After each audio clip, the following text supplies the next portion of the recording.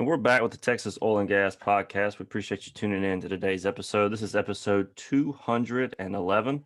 Episode 211. I'm your host, Josh Shelton, my friend and co-host, Ryan Ray. Ryan, been an interesting couple of weeks. I think we have a special episode today. Yeah, it's been it has been. It's good to see you actually back at work for once. It's nice. We had to replace you last week, but we made it through. And yeah, we do. We do. We actually start off the show with the guest. Okay, and so we have on the man, the myth, the legend himself, the one, the only Anas Alhajji. Anas is always putting out great content on Twitter. You need to go follow me if you're not. And he put out some fantastic tweets, and I thought, it'd be great if we could get him on the show. He was so generous to come on with us on short notice because he is that kind of a guy. Anas, it's good to have you on again. How are you doing today, sir? Thank you. Good morning, all. Okay, so the tweet that I'm looking at that you have slides prepared, we'll link to YouTube on the show notes so people go watch this. The tweet is between 2000 and 2020, only one country among the large oil producing countries doubled its production. Name that country. The poll results say the U.S. is 52% at number one. The UAE came at number two at 22%. Iraq at 15% was number three. And then the Canucks at 10%. What is the right answer, Anas? Well, the right answer is Canada, which we got the least, got only 10% Really? almost. Yes. Canada was able to double its production despite all the bad reputation about its government intervention and the carbon tax and all that stuff. Canada was able to double its production. But let's remember that we are talking about percentages here. We are talking about doubling. We are not talking about the amount. We'll talk about the amount in a few minutes. I am working on a project, and this is kind of a side note of this project related to the outlook for the oil and gas market. And if you look at the data, and I did this chart, which is kind of very interesting. This chart, basically, I indexed the production of the largest 12 oil producing countries. So year 2000, basically, as you can see, we have the 100. So this is just an index. And anything above 100 is an increase in production. Anything below 100 is a decrease in production. And the results are striking. Of course, this is most of the world production anyway, if you look at it. If you look at at the point at 100 in 2000, and you look at Canada in 2020 is at 200, which means that it's doubled its production. And it's the only country that was able to double its production among the largest oil producing countries. Now, the US in 2019 more than doubled its production. But of course, because of the impact of the coronavirus and the shut-ins and the negative prices in April 2020, we've seen this reduction. So it brought it below the doubling point, but it's still very massive increase. So this chart shows you which countries increases production, which countries basically suffered from a decline in production. And you can see that Russia was able to increase its production, but the Russians did it early. In the last 10 years, we saw the largest increase in North America, in Canada, US, but we also saw the large increase in Iraq, which is this green line here. So you can see Russia here. This is the green line is Iraq. And we've seen some increase from the Gulf states, Saudi Arabia, the UAE, Kuwait. I did not add Qatar to this chart, but Qatar did increase its production by about 51,000 barrels a day, and Oman did increase its production by almost the same amount. So we've seen increase from the Gulf states throughout this period, but it's a limited increase relative to the increases of others. The most interesting part basically is the decline. As I said, anything below 100 is decline. And you can see where Venezuela basically just went downhill. Okay. And one of the sad stories about Venezuela is Venezuela's production today is only 17% of where it was in 2000. Only 17%. We've seen a reduction in the production of Norway, mostly because of geology, but if you look at Norway, we've seen this recent increase in 2020. This is where they brought in this massive oil field online. There is another one coming in. So Norway might recover its production, but that's it. And then we've seen the decline in Mexico. And this is going to go nowhere. I'll discuss that in a minute. But we've seen basically Norway, Mexico, and Venezuela. We also seen some decline in China, which is very important because if Chinese production declines, that means their imports is going to be higher. And the more it declines, the higher the imports. Again, this chart shows the kind of the production in a relative sense. But let's look at the numbers themselves, because this is kind of really what matters at the end. This chart here, if you look at the bottom, it shows anything to the right of that vertical line, it shows the increase. Anything to the left of it, it shows the decrease. It's the same 12 countries. Just now, instead of talking about the relative sense, we are talking about numbers. And if you look at the US added about 5.88 million barrels a day in the last 10 years. This is only between 2010 and 2020. In the last 10 years, added about 5.88. We have to remember that because of the high decline rates in the shale wells, the gross addition is huge. It's above 7.3 million barrels a day, which is very important because that's almost equivalent to the production of Kuwait and the UAE together. And both of them are large producers in the Middle East, and both of them are OPEC members. And this is only the shale. So you can see what the shale revolution did. So we have this massive increase in the US, about 5.88, followed by Iraq and Canada. The addition is almost virtually the same. It's about 1.6 million each. Then we've seen additions in the Gulf states, that's Saudi Arabia, UAE, and Kuwait. As I mentioned, Qatar and Oman added too, but their amount is small. Now look at the declines. You can see that the largest decline came from Venezuela, followed by Iran, Mexico, China, Norway. The Russian Federation production was virtually flat. And this has implications that we'll talk about in a minute. But if you look at Venezuela, so just to clear it for people who are confused about Venezuela and they don't know much about Venezuela, this is not only the sanctions that the US imposed. This been going on for a very long time. And let's remember that in 2002, during the labor strike at PDVSA, what Chavez did, basically, he fired them. He fired massive number of people and replace them by people who are not qualified from his own party, from his own group. And it's downhill from there. And then the US sanctions that the Trump imposed basically made it harder for them because they cannot export to the United States and they cannot import C5, which is the natural gasoline, to blend with their heavy crude. So that has an impact. Iran is mostly because of the sanctions. So you can see the impact of sanctions over time. And this is mostly because international oil companies are fearful in being there. That's what it is. Mexico is mostly about geology, but we cannot forget about the institutional framework and the corruption. China is mostly geology. Norway is mostly geology, but again, Norway is recovering right now. As for the Russians, well, I've seen the Russians maxed out for now, and anything that's going to come from the Arctic, of course, is a function of price, but it's mostly will compensate for the decline, and I will talk about that a little bit more in a few minutes. But here is the point.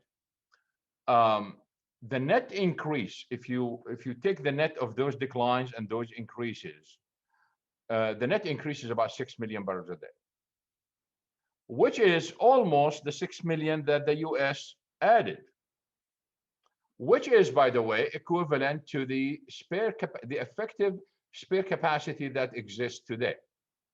So number 6 basically plays a big role here. When I talk about the effective spare capacity, I'm talking about what you can bring online quickly within 90 days. and we can sustain it. Now, the spare capacity is way larger than 6, but that's really what it is. So what that means is, in a sense, it means that imagine if we did not have the shale revolution. If we don't have the shale revolution, then we are going to lose 6 million. So that addition would not have happened, that net addition. And with it, basically, based on the project I'm working on, we would have 2007, 2008 repeated again right now. Prices would have been in 150 range, and market is very tight, and we have no spare capacity because we are going to use that 6 million of spare capacity to compensate for that, what the US added. But the counter argument is, look, if it wasn't for the shale revolution, Trump would not have imposed or reimposed sanctions on Iran, and Trump would not have imposed sanctions on Venezuela. And both countries without sanctions or stiff sanctions would have added about 4 million. And with that, that means the current situation would have been, we have 6 million of spare capacity, and the Iranians are going to add, with the Venezuelans are going to add 4. So you subtract that from the spare capacity, and we end up with about 2 million barrels, which is the normal case in this case. So we end up with a normal market. But the idea here is you can see how sanctions, and that's one of the main points, you can see how sanctions and shale worked in this case. And we do have enough evidence to show that the only way the US was able to export condensates to Asia is to continue sanctions on Iran and turmoil in Libya when they had that blockade of the ports. Anas, let me ask you a question here real quick. So we have on this chart, the U.S. is obviously kind of lapping the competition, but Canada and Iraq are 2 and 3 or tied for 2. It's kind of hard to tell exactly, but basically the same. When you think of Canada, okay, we kind of understand from the U.S. perspective some of the problems there with their government. When you think of Iraq, from the American perspective, you don't think of a stable government that's going to produce an increase in oil production. You would suspect it'd be closer to maybe Mexico with some of the theft problems, or Iran, of course, and other sanction problems. What has allowed the Iraqis to kind of thrive over the past decade? This is a great question because I have a whole section in this project I'm working on this, and in my column that will be published tomorrow in Arabic, basically I discuss this point in particular. If you look around the world in the last 100 years, the international oil companies operated in the harshest of areas around the world in terms of weather, whether it's the Arctic or whether the hottest deserts on earth, like in southern Algeria, for example, or Libya, to various places, to the deep offshore, etc. So they operated from weather point of view and climate point of view, they operated all over. From a political point of view, they operated in the most contentious areas in the world, the most unstable areas in the world. They just name the countries. I mean, we talk from Colombia historically to Nigeria to Yemen and other places. So politically, they have no problem. Even in Libya today, for example, Iraq, they have no problem with political instability. They have no problems with insurgent. If you look at the Niger Delta, for example, remember, there was a year, the Lyman pipeline in Colombia was bombed like every 2 days for the whole year. So bombed like 150 times in 1 year. And yet the Chevron and others basically continue to operate. So they have no problem with political instability. What they care about is the institutional framework and the law that guarantee their rights. And what the US and its allies did in Iraq, the first thing is they wanted to do the constitution. If you remember, if you are old enough, of course, both of you are young. If you are old enough, you remember the fight over the constitution and how they created the constitution, and they created various laws because they know that oil companies are not going to come back unless the constitution and the laws are in place, and then you have the structure of the government. So you need the institutional framework with the laws, and then the issue of political instability is not a problem at all.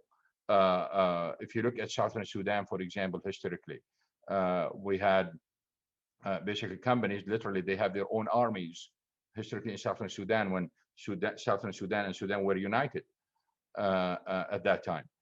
So they have no problem with political instability. They really need the institutional framework and the legal system that exists, and that's what enabled Iraq basically to increase production.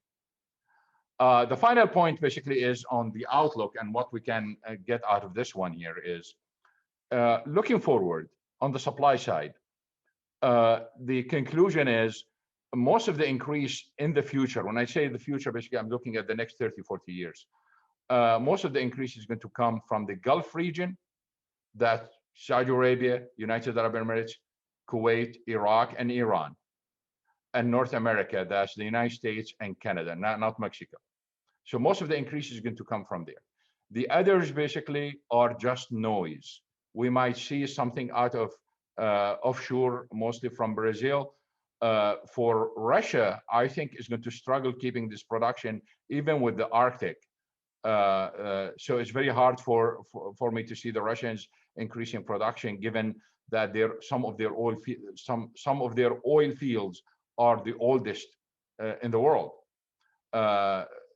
It is, if you look around, shale still have life to go. All we need just the right price. The same thing for Canada. Canada problem is not the production, and it may not be the price as long as the price is above $45 or $50. It's really the pipelines, as you all know. So once we solve the Canadian pipeline issues, Canada has no problem with growing. China, it will have serious problems increasing its production. The same thing for India.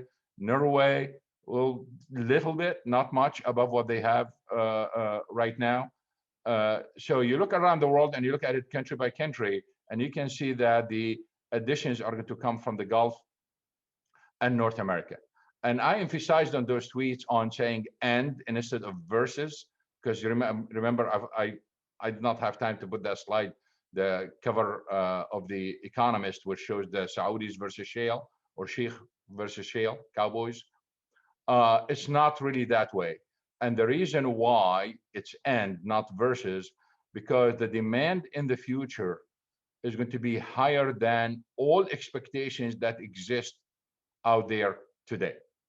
And the reason why demand is going to be higher, because the impact of climate change policies is highly exaggerated by everyone, whether the private sector or government organizations. And here I would like to emphasize something we mentioned on the show before. If you look at the outlook of the IEA, for example, or OPEC or others, any of those international organizations, they reflect the wishes and the plans of the countries.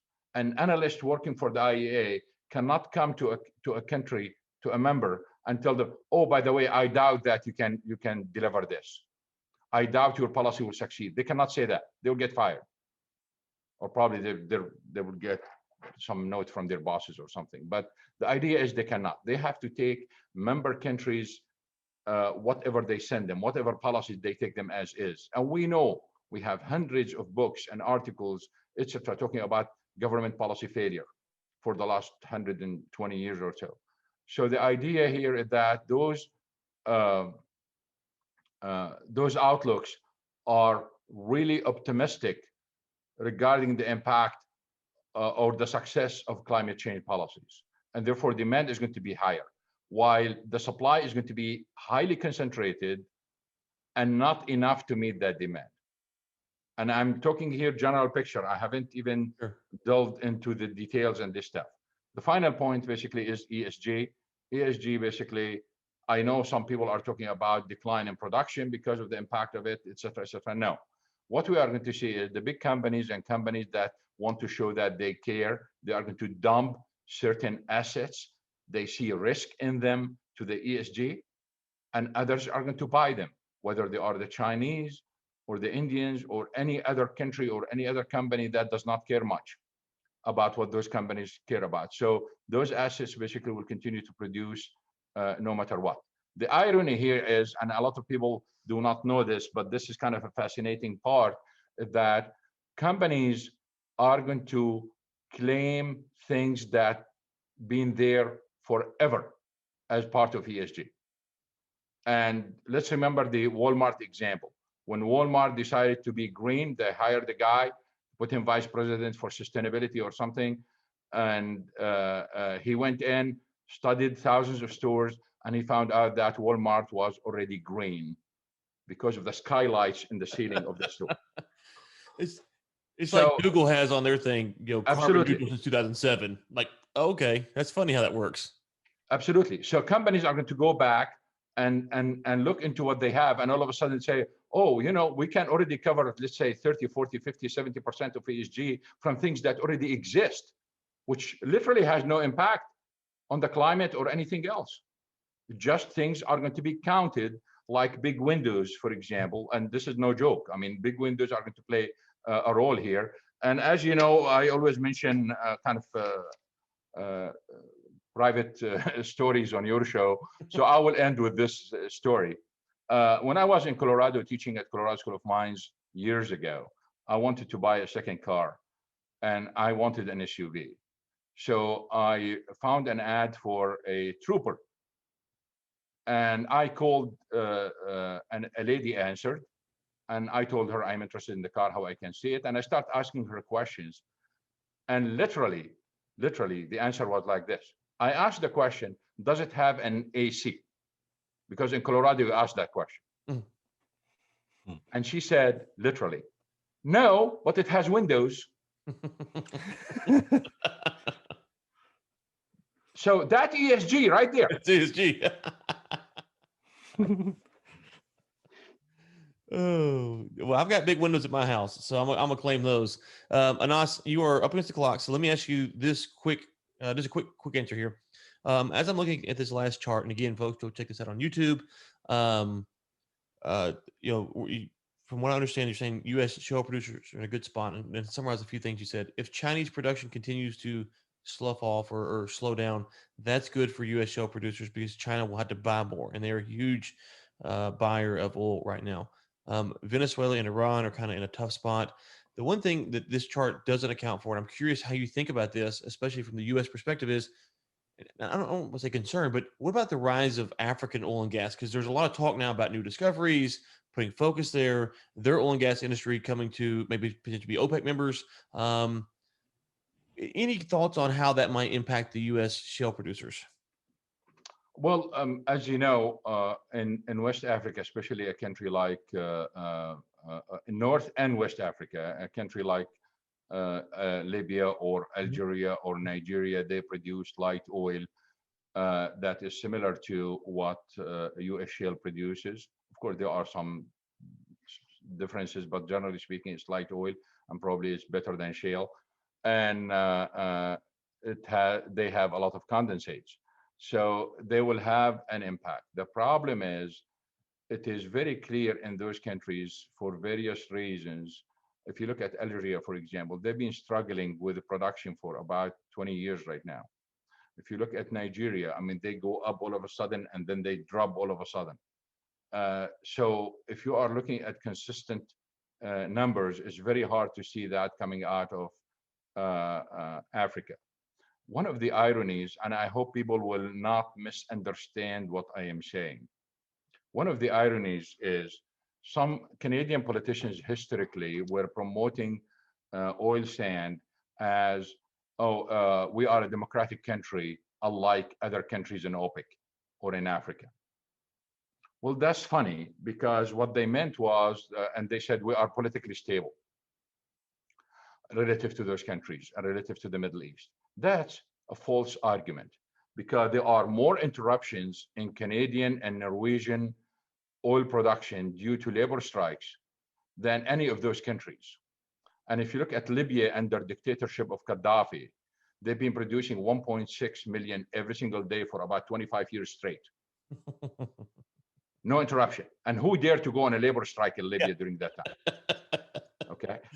And so the issue is that, I mean, those Canadian politicians really showed their ignorance of the other areas. This is not a promotion of dictatorship, but the idea is in those countries to ensure steady supply, it seems that steady supplies and dictatorship go together. Otherwise, you are going to have interruptions.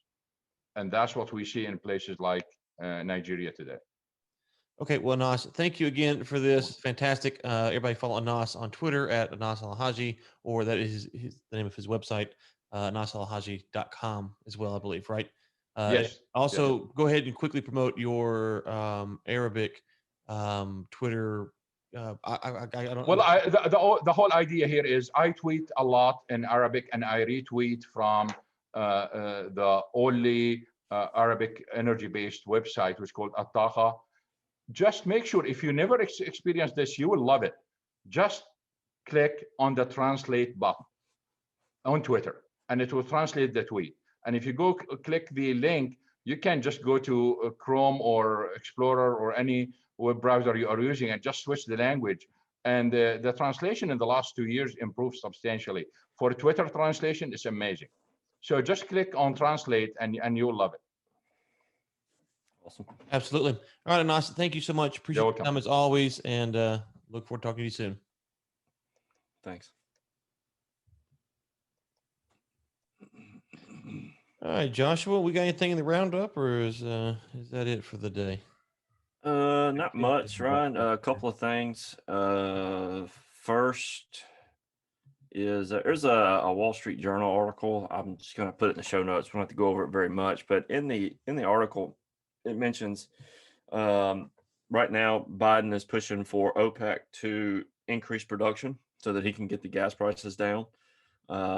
And this article kind of goes over some of the politics that are involved because obviously Biden can't be pro oil production here in this country because it would get him in a bunch of trouble with some folks on the left. So the strange posturing that's going on. It's an interesting article that he's pushing for production in OPEC, but he's also calling for decreases in production on the U.S. side, which just doesn't make a lot of sense. So it's an interesting article there. And then another article that I thought was interesting: Shell inks a 5-year deal to supply Petro-China with carbon neutral LNG. There was a lot to really unpack there. I'm curious though, Ryan, carbon neutral LNG. I really wanted to dive into that. Maybe we'll revisit that next week. That's a interesting Yeah, concept. I think that's that blue. Is that the blue hydrogen stuff, or is that something different? I think so, but I mean, I wonder how are they classifying carbon neutral? It's how okay. So Elle and I covered this on Energy Week. I think it's how they oh gosh, it's how they not split the atoms, but it's something to do with how they the words are escaping me right now. If you Google blue hydrogen, I think is the right term. And he talks about the process. And because of that, it captures the carbon a certain way or whatever. It has to do with how they not splitting the atoms, but that's the only term my brain's stuck. Splitting the atoms, we'll say that, but it's not that. It's something about there's a proper term that they have, and I can't think of it. And I'm guessing it would be more expensive, but China is buying a bunch of it, for 5 years. So yeah, you would think so. So, but yeah, it's a safe investment. Yeah. So if you go again, I'll try to look it up. I think it's blue hydrogen. I can't say the word now. Hydrogen or green hydrogen. I can't say hydrogen. And I'll link to an article in the show notes. I cannot remember the proper term that they use. But yes, it's how they're going through that process. So, anyways, all right, Josh. Well, listen, thank you for coming back. It's nice to see you at work again today. And so, listeners, as always, thank you so much. And until next time, keep climbing.